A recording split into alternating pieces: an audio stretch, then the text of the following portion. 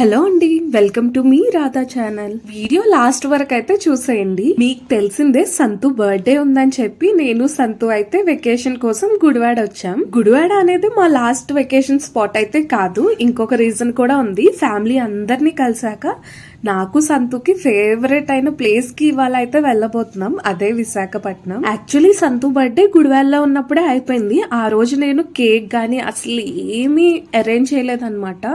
అసలు రోజు ఎట్లా గడిచిద్దో ఆ రోజు కూడా నార్మల్ గా గడిచిపోయింది. కానీ పాపం సంతు అర్థం చేసుకున్నారు నేనున్న సిచ్యువేషన్ ని. గిఫ్ట్ కూడా అయితే ఏమీ ఇవ్వలేదు.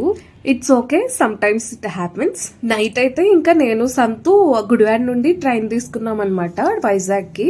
ఇదిగోండి మార్నింగ్ అరౌండ్ 8 o'clock అవుతుంది. ఇంకా వైజాగ్ అయితే రీచ్ అయిపోయాం. మీకు మా లవ్ స్టోరీ చూస్తేనే అర్థమైపోయి ఉంటుంది. నేను సంతు ఇన్ పర్సన్ గా ఫస్ట్ టైం కలిసింది అయితే వైజాగ్ లోనే. దానికి తోడు నాకు సంతుకి బీచెస్ అంటే చాలా ఇష్టం. సో వైజాగ్ అనేది మాకు చాలా స్పెషల్. బోల్డ్ అండి మెమరీస్ ఉన్నాయి మాకైతే అక్కడ. लड़के का थोड़ी ना, लड़का का थोड़ी ना ऐसा होता है. कुछ भी नहीं पता. యాక్చువల్లీ సంతు బర్త్డే రోజు నేను గిఫ్ట్ ఇవ్వలేదని చెప్పాను కదా. గిఫ్ట్ అయితే ఇవ్వలేదు కానీ సంతు అడిగిన కోరికైతే తీర్చేశాను.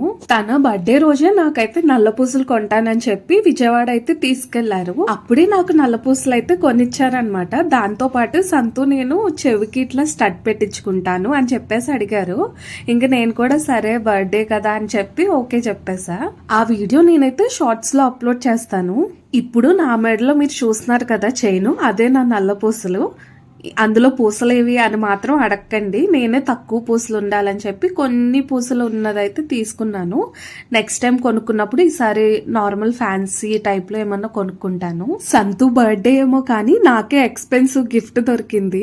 ఇంకా ఆ రోజు అంతా ఫుల్ మాకు గోల్డ్ షాప్ లోనే అయిపోయింది అనమాట. సో ఇంకా సంతు బర్త్డే సెలబ్రేట్ చేయడానికి దొరకలేదు మాకు టైము. సంతు బర్త్డే కానీ వెకేషన్ ప్లాన్ చేశాను కానీ అసలు సంతు బర్త్డే సెలబ్రేట్ చేయకుండానే అయిపోయింది ఈసారి. ఇదిగోండి మాటల్లో మనం అయితే వైజాగ్ రీచ్ అయిపోయాం.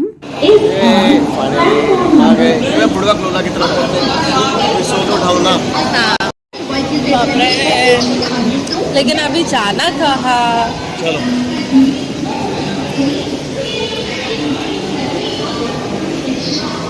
వైజాగ్ అయితే రీచ్ అయిపోయాం కానీ ఇంకా మేమైతే హోటల్ కూడా ఏం బుక్ చేసుకోలేదు. అంటే అసలు ఎక్కడ తీసుకోవాలి ఏంటి అని ఒక ప్లానింగ్ కూడా లేదనమాట మాకు. జస్ట్ ర్యాండమ్ గా వచ్చేసాము, ఇదేదో మా సొంతూరు లాగా. సో నార్మల్ గానే ఇక్కడ చాలా మంది హిందీ అర్థం చేసుకుంటారు కాబట్టి నేను అన్ని విషయాల్లో ఇన్వాల్వ్ అవ్వాల్సిన పని కూడా రాలేదు. ఎప్పుడు సంతూనే అన్ని చూసుకుంటారనమాట. కాకపోతే నేను కొన్ని సజెషన్స్ ఇస్తా ఉంటాను. మార్నింగ్ వ్యూ చూడండి ఎంత బాగుందో ఇక్కడ. Vizag people are so lucky అబ్బా. మనమైతే ప్లానింగ్ పాడు ఏం లేకుండా వచ్చాం కదా. సో ఇప్పుడైతే మేము ఎలా ట్రాన్స్పోర్టేషన్ యూజ్ చేయాలి, అసలు ఏం చేయాలా అని చెప్పి ఆలోచిస్తా ఉన్నాం. ఇప్పుడైతే లక్కీగా మనకి రెంటల్స్ లో స్కూటీస్ అవన్నీ దొరుకుతున్నాయి కదా. సో అదే తీసుకుందాం అని చెప్పి వెతుకుతున్నాం అనమాట. దగ్గరలో ఎక్కడైనా లొకేషన్ ఉందా అని చెప్పేసి. జస్ట్ ఓన్లీ 200 meters, అది కూడా రైల్వే స్టేషన్ లోపలే ఒకటైతే ఉందన్నమాట రెంటల్స్ ది. సో అక్కడికైతే వెళ్ళిపోయాం స్కూటీ తీసుకుందాం అని చెప్పేసి. లోకల్ గా తిరగాలంటే ఈ స్కూటీస్ అవన్నీ ఓకే, బట్ అరకు అలాంటి లాంగ్ ట్రిప్స్ వెళ్ళాలంటే మాత్రం బైకే సజెస్ట్ చేస్తున్నారు వీళ్ళు. మేమైతే ఓన్లీ 2 days కోసమే వచ్చామన్నమాట వైజాగ్. సో అందుకనే ఇంకా స్కూటీ తీసుకున్నాము. ఈ విషయం గుర్తుంచుకోండి, ఇఫ్ ఇన్ కేస్ మీరు ఎప్పుడైనా ఇలా రెంటల్ తీసుకున్నారనుకోండి, బైక్ గానీ స్కూటీ గానీ, ఒక్కసారి అయితే వాళ్ళ లొకేషన్ లోనే ఇలా ఒక వీడియో అయితే తీసేసుకోండి. నెక్స్ట్ అన్నెసరీగా ఏం ప్రాబ్లమ్స్ రాకుండా ఉంటాయి, ప్రూఫ్ కూడా ఉండిద్ది కాబట్టి. ఈ స్కూటీ అయితే పర్ డే కి 500 పడుతుంది. సెక్యూరిటీ డిపాజిట్ కి అయితే 1000 rupees అండ్ మన డ్రైవింగ్ లైసెన్స్ అయితే వాళ్ళకి ఇవ్వాలి. అందులో పెట్రోల్ కూడా ఏమి ఉండదు, జస్ట్ పెట్రోల్ పంప్ వరకు వెళ్లే అంత పెట్రోల్ మాత్రమే ఇస్తారు వాళ్ళు. సో మేమైతే ఫస్ట్ ఇక్కడ పెట్రోల్ కొట్టించుకోవడానికి వచ్చాం. ఒక 200 పెట్రోల్ అయితే కొట్టించాము. నేను వెనకాల కూర్చుంటే సంతు బాగా ఓవర్ యాక్షన్ చేస్తా ఉంటారు. पुलिस पकड़ेगा हमको.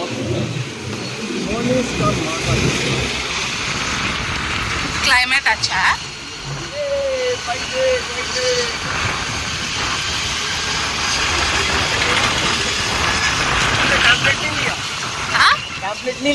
ఈ ఇగ్నోర్ మై ఫేసా? ఎండలు ఏంటండి బాబు, అసలు నేను గుడివాడ వచ్చిన 2 days లోనే ఫుల్ గా ట్యాన్ అయిపోయాను. ఇంకా హోటల్ అయితే ఏమీ ఫిక్స్ అవ్వలేదన్నమాట. ఫస్ట్ అయితే ఫుల్ గా ఆకలేస్తుంది. కడుపులో ఫుడ్ పడితే గానీ బ్రెయిన్ లోకి ఆలోచనలు అయితే రావు నాకు. మా సంతు గారు అయితే ఎక్కువ ఆయిలీ ఫుడ్ ఏం తినరు పొద్దున్నే. బట్ నేనైతే బోండాలు, పూరీలు అవన్నీ ఆర్డర్ చేసుకున్నా. పూరీ అయితే ఆర్డర్ ఇచ్చా గానీ ఒక్కటే తిన్నాను, చాలా ఆయిలీగా అనిపించింది. ఒక పూరీ అయితే వేస్ట్ అయిపోయింది. మంచిగా బ్రేక్ఫాస్ట్ చేశాక ఇంకా మేమైతే అలా తిరుగుతా ఉన్నాము రోడ్లమ్మటి పడి. టిఫిన్ తింటూనే ఇంకా హోటల్ అయితే బుక్ చేసేసుకున్నాం. బట్ తెలిసిందేగా 12 PM కి చెక్ ఇన్ ఉండిద్ది. నేను కొన్ని ఇన్స్టా రీల్స్ లో అయితే చూసాను. నాకు తెలిసినంత వరకు ఈ సినిమా థియేటర్ అయితే చాలా ఫేమస్ కదా. మ్యాటర్ లోకి వచ్చేస్తే ఇంకా మాకైతే చెక్ ఇన్ టైం కి ఇప్పటికి ఒక 1 hour టైం అయితే ఉంది. ఇంకా సరే అలా బీచ్ కి వెళ్ళి కాసేపు కూర్చుందాం అని చెప్పేసి బయలుదేరాము. ఇంకా మ్యాప్ లో లొకేషన్ పెట్టుకొని అయితే నేను సంతు వెళ్ళిపోతా ఉన్నాము. ఆ రూట్ చెప్పమని ఆ ఫోన్ నా చేతిలోనే పెట్టారు. తెలిసిందేగా మనమైతే మామూలు ఇంటెలిజెన్స్ కాదనమాట. ఒకటి చెప్పాల్సింది ఒకటి చెప్తే ఇంకో 1 kilometer ఎక్స్ట్రా పడింది మాకు బీచ్ కి వెళ్ళడానికి. ఇంకా సద్దు ఏమో వద్దులే పాపం, నీ బ్రెయిన్ కి అంత కష్టపెట్టమాక, నాకే ఇచ్చే నేనే చూసుకుంటానులే, నువ్వు హాయిగా ఎంజాయ్ చేయ అన్నారు. ఇంకా కొంచెం దూరంలోనే బీచ్ అయితే రాబోతుంది అనమాట. నేను సంతు ఫుల్ ఎగ్జైట్ అయిపోతున్నాము. సో మార్నింగే బీచ్ దగ్గర వచ్చే సన్ రైజ్ అండ్ ఆ బ్రీజ్, విండ్, ఎయిర్, అబ్బబ్బబ్బా ఆ సౌండ్ వింటుంటే భలే ఉండిద్ది కదా. అండ్ నెక్స్ట్ ఈవినింగ్ టైమ్స్ లో కూడా మంచిగా చేతిలో ముంత మిక్చర్ పెట్టుకొని అలా శాండ్ లో కూర్చొని బీచ్ అలల నుండి వచ్చే ఆ సౌండ్ వింటూ అలా చందమామని చూస్తుంటే అబ్బబ్బా భలే ఉండిద్ది కదా. ఇప్పుడు ఈ వీడియో ఎడిటింగ్ చేస్తుంటే కూడా మళ్ళీ ఇంకోసారి వెళ్ళాలనిపిస్తా ఉంది నాకు వైజాగ్. जूम क्यों करता हूँ? जूम करता भी तो दिखता है। वाव, ग्रीन बीच। आप देखो, मन करता है जाते टाइम मार दो। हाँ बच्चा मारूंगे बहुत।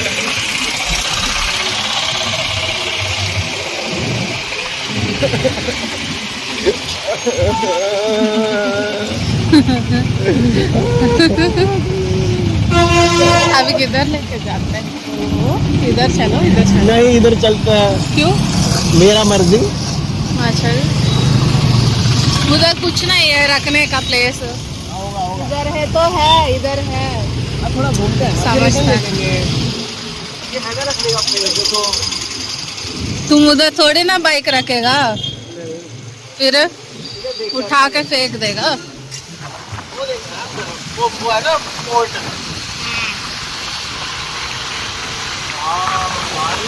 మర్యాదగా చెప్పా సంతుకి, అటంతా వాలే కనిపిస్తుంది, మళ్ళీ ఎక్కడ కూర్చుంటామని చెప్తే లేదు పద వెళ్దాం అని చెప్పి తీసుకెళ్లాడు. ఎంత దూరం వెళ్తున్నా వాలే కనిపిస్తా ఉందనమాట. మళ్ళీ అందుకనే యూటర్న్ తీసుకొని ఇటు సైడ్ కి అయితే వచ్చేసాం. జస్ట్ అలా కొంచెం సేపు కూర్చొని అయితే ఇంకా హోటల్ దగ్గరికి వచ్చేసాము. బాగా టైర్డ్ అయిపోయాం అనమాట.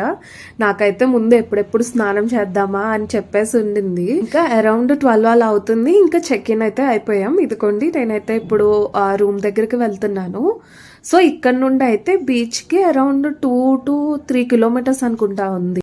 సంతు అయితే చెక్ ఇన్ ప్రాసెస్ అంతా చూసుకుంటున్నారు కింద. ఇంకా నేనైతే చిన్న బ్యాగ్ తీసుకొని పైకైతే వచ్చేసాను.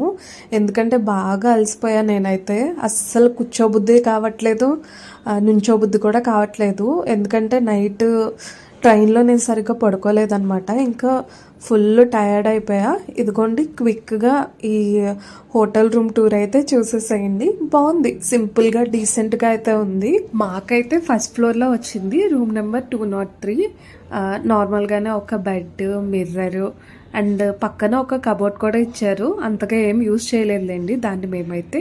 అండ్ ఒక చిన్న టేబుల్, చైర్ కూడా ఇచ్చారు. విండో ఉందంటే ఉంది అంతే, పెద్ద వ్యూ అయితే ఏం లేదు దానికి. అండ్ నెక్స్ట్ యాజ్ యూజువల్ గా బాత్రూమ్ అయితే ఉంది. అదే మనకి బీచ్ దగ్గరలో అండ్ బీచ్ వ్యూ కనిపించే హోటల్స్ అయితే మినిమం 3,000 to 4,000 అబోనే ఉన్నాయి, తక్కువ అయితే ఏమీ లేవు.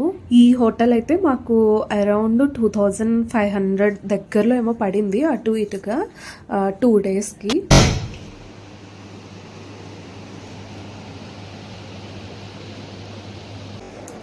పర్లేదు, రూమ్ అయితే బాగానే ఉంది. బట్ నేనైతే చాలా అలసిపోయాను, కాసేపు పడుకోవాలి. లేకపోతే ఇంకా అవ్వదు నా వల్ల, అదనమాట మ్యాటర్. సో ఫస్ట్ అయితే నేను కాసేపు రెస్ట్ తీసుకుంటాను. ఇప్పుడైతే కాసేపు రెస్ట్ తీసేసుకొని నెక్స్ట్ వీడియోస్లో ఎక్కడెక్కడికి వెళ్ళామో చూపించేస్తాను. ఇవాళకైతే ఇంతే వీడియో. నెక్స్ట్ వీడియోలో కలుద్దాం. బాయ్.